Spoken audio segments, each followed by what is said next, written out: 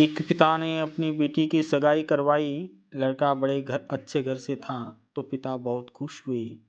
लड़के और लड़के के माता पिता का स्वभाव बड़ा अच्छा था तो पिता के सिर से बड़ा बोझ उतर गया।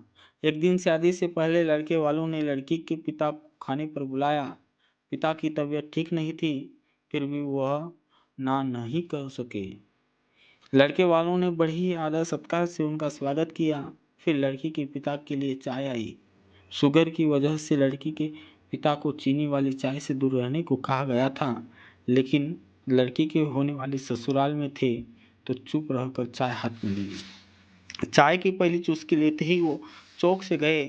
चाय में चीनी बिल्कुल ही नहीं थी और इलायची भी डली हुई थी। वो सोच में पड़ गए कि ये लोग भी हमारे जैसी चाय पीते होंगे। दोपहर में खाना खाया, वो भी बिल्कुल उनके घर जैसा। दोपहर में आराम करने के लिए 2 तकिए, पतली चादर, उठते ही सौंफ का पानी पीने को दिया गया। वहाँ से विदा लेते समय उनसे रहा नहीं गया तो पूछ बैठे, मुझे क्या खाना है, क्या पीना है, मेरी सेहत के लिए क्या अच्छा है, यह परफेक्टली आपको कैसे पता है। तो बेटी की सास ने धीरे से कहा कि कल रात को ही आपकी बेटी का फ़ोन आ गया था और उसने कहा कि मेरे पापा स्वभाव से बड़े सरल है, बोलेंगे कुछ नहीं, प्लीज़ अगर हो सके तो आप उनका ध्यान रखिएगा। पिता की आंखों में वही पानी आ गया था।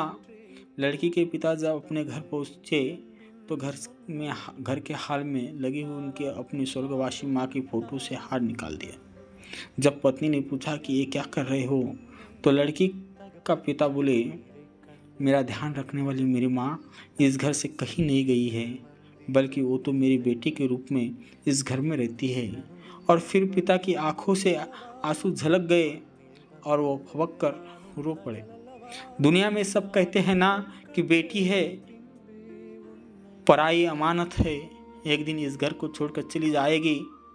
बेटी भले ही अपने माँ बाप के घर से विदा हो जाती है, मगर वो उनके दिल से जुदा नहीं हो पाती, सदा उनके दिलों में रहती है।